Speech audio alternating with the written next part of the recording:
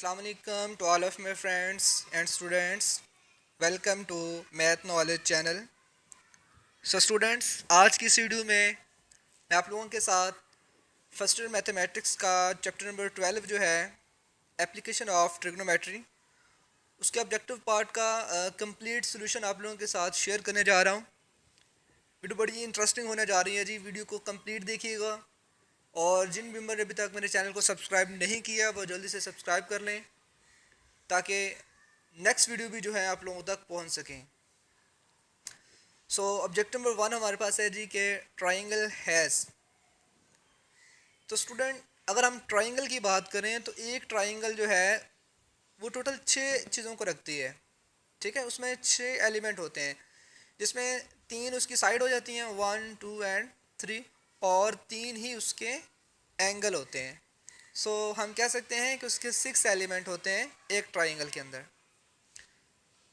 When we look an object above the horizontal ray, that is the angle of elevation. जब भी हम अपने आंख के लेवल से, फ़र्ज़ करें आप यहाँ पे खड़े हैं और आप दरख्त के ऊपर किसी जगह को देख रहे हैं, ठीक है, तो क्या कर रहे हैं आप अबव देख रहे हैं तो आप क्या कर रहे हैं, एंगल ऑफ एलिवेशन कर रहे हैं। ठीक है, so when we look the object below horizontal ray from the angle form, तो फ़र्ज़ करें मान लीजिए आप किसी छत पे खड़े हैं, आपका दोस्त नीचे खड़ा हुआ है, आपने क्या करना है, तो आपने ऊपर से नीचे को देखना है। जब आप किसी चीज़ को ऊपर से नीचे फॉलो कर रहे हैं देन आप क्या कर रहे हैं, एंगल ऑफ डिप्रेशन को देखेंगे यहाँ पे। Okay, the next one is a triangle which is not right. तो वो हमारे पास ऑब्लिक ट्राइंगल होती है जिसमें जो है वो हर साइड जो है वो डिफरेंट होती हैं। ठीक है, उसमें एक 90 डिग्री भी नहीं होता। तो इसकी तमाम तौर जो चीज़ें, एंगल, साइड्स, ऑलमोस्ट सारा कुछ डिफरेंट होता है इसका। ठीक है, तो ये ऑब्लिक ट्राइंगल होते हैं जिसमें हम कहते हैं कि ये राइट एंगल नहीं होते। The next one is to solve the oblique triangle. तो उसको सॉल्व करने के हमारे पास लॉ ऑफ कोसाइन भी है, कोसाइन है, लॉ ऑफ टेंजेंट है। तो इसमें ये ऑप्शन रॉन्ग लगा हुआ है, आपने ऑल ऑफ दीज पे क्लिक करना है यहाँ पे। ठीक है, कुछ हमारे पास कंडीशन इस तरह से होती हैं कि हमारे पास लॉ ऑफ साइन देखें लग जाता है।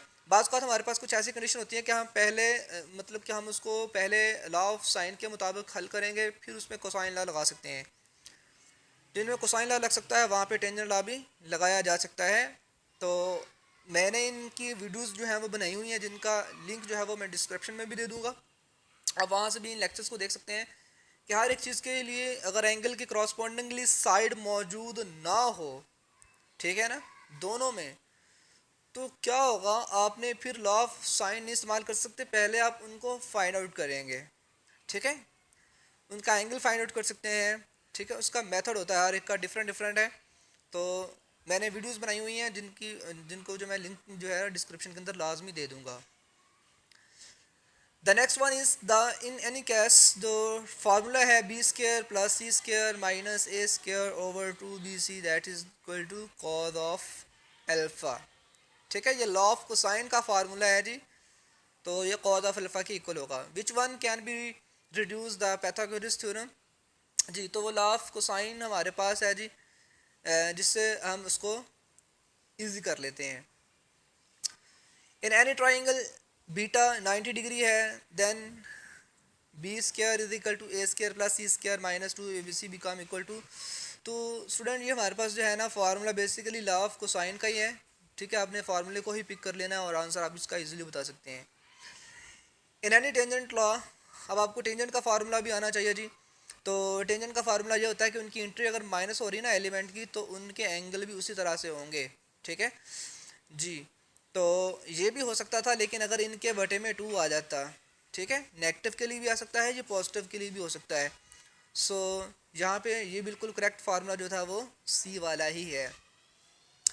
नेक्स्ट हमारे पास हाफ एंगल का फार्मूला जी कौन सा है, तो ये बात आपने जहन में रखनी है कि साइन के अंदर, ठीक है ना, अगर तो गैमा बाई 2 होगा उसका मतलब होगा कि गैमा सी से रिलेटेड है, इसके अपोजिटली दो वर्ड ए एंड बी है, S minus A S minus B over A B, ये हमारे पास साइन गैमा का फार्मूला होगा। ओके, द नेक्स्ट वन, अब हम यहाँ पे देख सकते हैं यहाँ पे बी सी लिखा हुआ है, अब बी सी में ए नहीं है तो यानी कि ये साइन अल्फा बाई 2 का फार्मूला होगा। ओके। द नेक्स्ट, अगर ए सी आ रहा है बी नहीं है तो इसका मतलब है वो साइन बीटा बाई टू का होगा। ओके।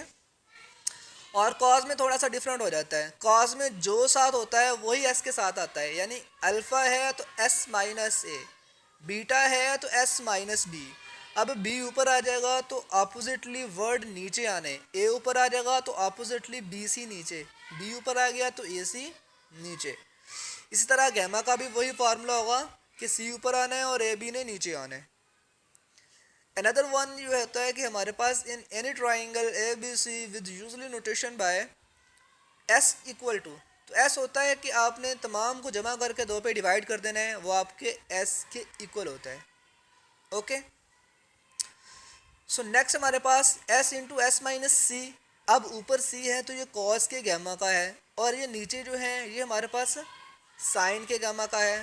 तो कॉस बटा साइन कॉट होता है, इसीलिए ये फार्मूला इस चीज़ का है। अब अगर इसको उल्टा दूंगा तो वो टेन का बन जाएगा। ओके। नेक्स्ट है जी, to solve an oblique triangle when measure of three side are given we can use. भाई अगर हमें तीन की तीन साइड गिवन हो तो हम हीरो फार्मूला ही अप्लाई करते हैं। सबसे पहले एस फाइंड करते हैं तमाम को जमा करके दो पे डिवाइड करके, फिर हम वो हीरो फार्मूला इस्तेमाल करते हैं। आपको पता होगा हीरो फार्मूले का भी मैं लिख भी देता हूँ, S into S minus A, S minus B, S minus C, सारे के पे स्क्वायर रूट है। ठीक है, ये सारे पे क्या है, स्क्वायर रूट है। सो ये हमारे पास हीरो फार्मूला है जी, जब हमें तीनों की तीनों साइड ही गिवन हो तो। The smallest angle when A B C. So student, जिसकी साइड सबसे छोटी होती है ना, स्मॉलेस्ट एंगल भी उसी का बनता है। तो ये स्मॉलेस्ट एंगल साइड ये बनती है, तो बीटा सबसे स्मॉल होगा। ओके। हाँ जी, नेक्स्ट उसने कहा जी एरिया का फार्मूला। सो एरिया के फार्मूले में ये ऐसा होता है कि जो दो साइड होती है ना, अपोजिटली एंगल होता है। यानी अगर ए बी है तो साइन गैमा हाफ, ये करेक्ट फार्मूला है। ठीक है, इसमें बी आ गया था तो बीटा नहीं आ सकता था, यहाँ पे गैमा आना था। ओके। अगर सी ए आ गया था तो यहाँ पे बीटा आना था, तो दैट्स वाई यहाँ पे ये रॉन्ग है। The circle passes through are three vertex, that is the circum circle.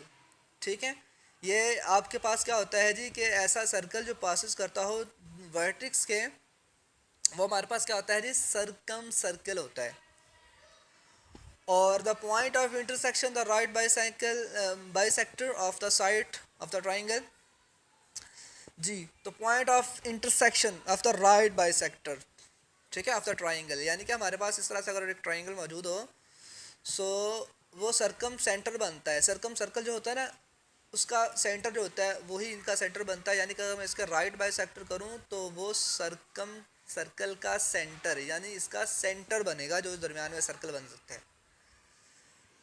The next one is the है जी कि in any triangle A B C with usually notation, तो ये हमारे पास किस चीज़ का फार्मूला है, आर का कैसे है जी, तो हम इसको किस तरह से लिख सकते हैं जी, द यूजली नोटेशन ऑफ, देखें आर का होता था हमारे पास, आर होता है जी हमारे पास डेल ओवर एस। ठीक है, आर वन होता है डेल ओवर एस माइनस ए। ठीक है, और डेल हमारे पास होता है, जो मैं आपको बता चुका था, वो हीरो फार्मूला होता है। तो आर हमारे पास किस चीज़ के बनेगा, इस चीज़ के इक्वल बनेगा। ठीक है, और अगर ये वाला टू यहाँ से हटा दिया जाए तो वो टू आर के इक्वल हो जाएगा, जो कि नीचे उसने बता दिया है। ठीक है, और वहाँ पे देख सकते हैं आप कि वो बीटा के लिए भी सेटिस्फाई हो रहा है। ठीक है, देन अगर हम साइन गैमा की बात करें तो साइन गैमा जो है वो हमारे पास क्या हो रहा है, साइन गैमा इज इक्वल हो रहा है जी सी ओवर टू आर। ठीक है, ये आपके पास बेसिकली जो है वो फार्मूले आर, कैपिटल आर जो है ना वो बताते खुद होता है हमारे पास फोर डेल आर सी। मैं आपको यहाँ पे बता देता हूँ, देखें एक तो फार्मूला हमारे पास ये होता है कि जो कैपिटल आर होता है ना बेसिकली, वो हमारे पास होता है A B C over four del. इसी को रीअरेंज करके बनाए जा सकते हैं साइन कॉस गैमा के। ठीक है, तो अगर आपसे कह दिया जाए कि ए बी सी किसके इक्वल है, तो वो बन जाएगा फोर और डेल के। ठीक है, आपने इनकी प्रैक्टिस कर लेनी है। डेल ओवर एस माइनस है वो आर वन के इक्वल होता है, S minus B R to के। ठीक है, और एस माइनस सी जो है वो R3 के होता है। ये बेसिक से फार्मूले आपकी एक्सरसाइज में से हैं। अनदर वन अगर हम बात करें स्मॉल और कैपिटल और R1, ठीक है, ये भी आपके क्वेश्चन जो है टेक्स्ट बुक्स में भी मौजूद है। अगर आप इसको सॉल्व करना चाहें तो कंडीशन ये होती है कि अगर ऑल साइड इक्वल हो तो इसे लॉन्ग क्वेश्चन के हिसाब से सॉल्व किया जाता है। देन हमें लिखा जाता है कि 1:2:3, ठीक है। इसी का दूसरा पार्ट है आपकी टेक्स्ट बुक में भी। तो ये लॉन्ग क्वेश्चन है और 1 2 3 3 3 जो है उसका आंसर करेक्ट था। अगर आप सॉल्व करें, ठीक है, ये क्वेश्चन जो है आपकी टेक्स्ट बुक में मौजूद है। लॉन्ग क्वेश्चन है, सॉल्व करने से ये आंसर आ जाता है। इनके पहले आपने तमाम तर साइडों को इक्वल रखना है, वहाँ से ऐसे निकालना है, ठीक है। फिर वहाँ से आपने R1 R2 R3, चूँकि वहाँ से आपने पहले डेल फाइंड कर लेना है, फिर डेल ओवर एस आर भी निकल जाएगा, ABC/4L से कैपिटल आर भी निकल जाएगा। तो ये काफ़ी लॉन्ग क्वेश्चन है, इसको सॉल्व करने के बाद आंसर यही बनता है। तो ये करेक्ट आंसर है। So in a triangle ABC if beta is 60 degree, gamma is 15, then alpha क्या होगा। सो हम जानते हैं जी कि जो आपके पास एंगल्स होते हैं उनका सम जो है वो हमारे पास 180 होता है। सो अगर हमें बीटा गैमा गिवन हो तो हम इन दोनों को जमा करेंगे, जो कि 60 और 15 75। तो 75 है 180 से जाके माइनस कर देंगे, तो देन हमारे पास क्या आ जाएगा, हमारे पास 105 जो है वो करेक्ट आंसर बन जाएगा, जो कि यहाँ पे लगा हुआ है। आई होप कि आपको अंडरस्टैंडिंग हो चुकी होगी इन तमाम की। अगर किसी में भी कोई आपको डाउट हो तो आपने कमेंट बॉक्स में मुझसे लास्ट में पूछ लेना है। मैं आपको उसका मज़ीद जो है डिटेल से जो है उसका कॉन्सेप्ट दे दूँगा इंशाल्लाह। तो मिलते हैं नेक्स्ट वीडियो के साथ, तब तक के लिए अल्लाह हाफिज़, ऑल द बेस्ट।